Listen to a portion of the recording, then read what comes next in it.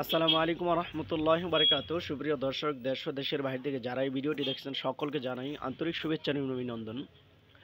তো আজকে সকালে একটি নিউজ দেখে আমি অবাক হয়ে যাচ্ছি যে আসলে দেশে কি হচ্ছে, যে এই যে বিষয়গুলো আসলে আমাদের দেশের আহ, বড় বড় গণমাধ্যমগুলো বা বড় বড় টিভি চ্যানেলগুলো কিন্তু ঠিকমতো প্রচার করতেছে না।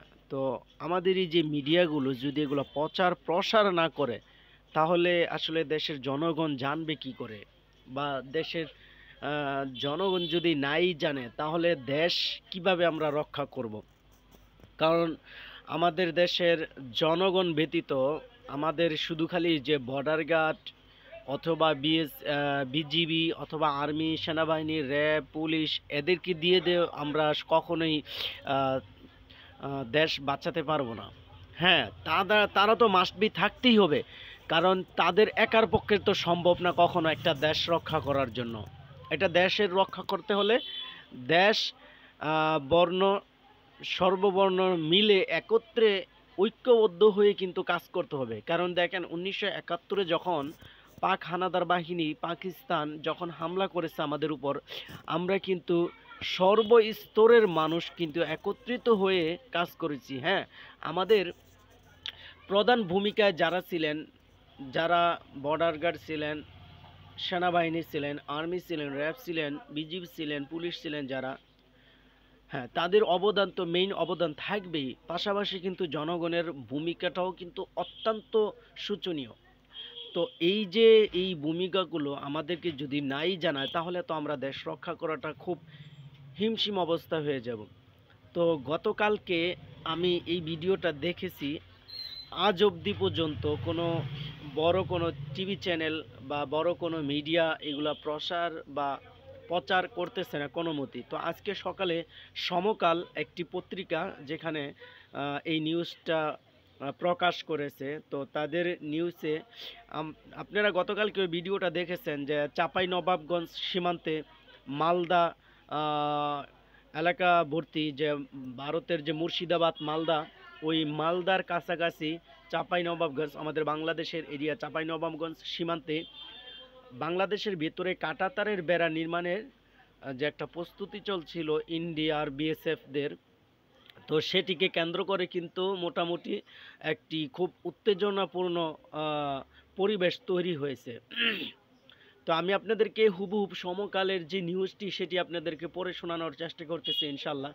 তো আসলে ঐক্যবদ্ধ হয়ে কাজ করলে কি হয়, দেশ এবং জাতি এবং কি সর্বস্তরে জিনিসটা প্রচার প্রসার হয়, আর সবাই জানতে পারে যে আমাদের দেশ সম্পর্কে আমরা যদি রক্ষাই না করতে পারি, আমাদের দেশ সম্পর্কে আমরা যদি নাই জানি, তাহলে আমরা কিভাবে আমাদের দেশকে বাঁচাবো? কারণ কি, কারণ হচ্ছে একে তো আমাদের দেশ অতটা শক্তিশালী না, আরেকটা হচ্ছে তারা জোর করে আমাদের দেশ নো ম্যান ল্যান্ড আমরা যেটা বলি জিরু রেখা বা জিরু রেখার ভিতরে এসে তারা কাঁটাতারের বেড়া দিবে।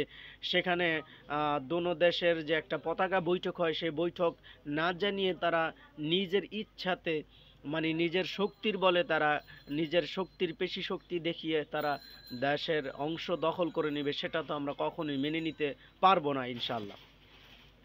কারণ আমাদের দেশ আমাদেরকে রক্ষা করতে হবে। তো সমকাল পত্রিকার ভিতরে যে একটি নিউজ প্রচার করছে, আমি সেটিকেই আপনাদের মাঝে তুলে ধরার চেষ্টা করতেছি ইনশাল্লাহ।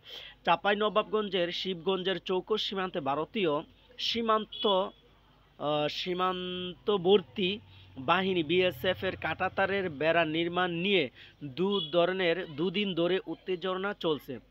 এরই মধ্যে সোম ও মঙ্গলবার বিকেলে বিজিবি বিএসএফ এর 2 দফা পতাকা বৈঠক অনুষ্ঠিত হয়, তবে কোনো সিদ্ধান্তে আসতে পারেনি তারা।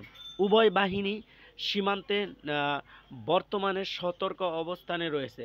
জানা গেছে আন্তর্জাতিক সীমানা বা আন্তর্জাতিক পিলার 177/1S এবং 2S এলাকায় 5-6 মাস আগে বিগত আওয়ামী লীগ আমলে সীমান্তের নোম্যান্স ল্যান্ড থেকে 50 গজ এগিয়ে বাংলাদেশের অভ্যন্তরে আন্তর্জাতিক শূন্যরেখায় 100 গজের মধ্যে কাঁটা তারের বা কাঁচা রাস্তা নির্মাণ করে ভারত এদিকে সীমান্তে বাংলাদেশের ভূমি রক্ষায় স্থানীয় বাংলাদেশিরা ক্ষোভ জানিয়েছে এবং বিএসএফ এর অবৈধ কর্মকাণ্ডকে প্রহিত করতে বিজিবির সঙ্গে তারাও দিনব্যাপী সীমান্তে অবস্থান নেন। একইভাবে বিএসএফ এর সঙ্গে ভারতের নাগরিকদেরও অবস্থান নিতে দেখা যায়।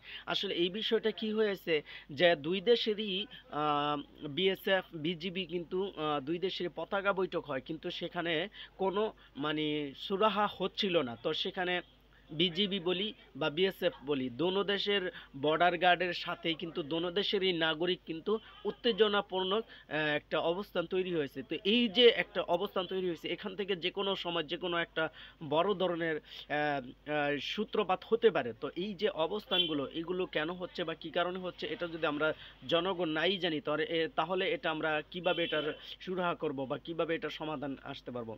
তো গতকাল মঙ্গলবার থেকেই সীমান্তে অতিরিক্ত বিজিবি মোতায়েন করা হয়েছে এবং বিজিবির সেক্টর কমান্ডার ঊর্ধ্বতন কর্মকর্তারা ঘটনাস্থলে পরিদর্শনের পরও অবস্থান করেছেন।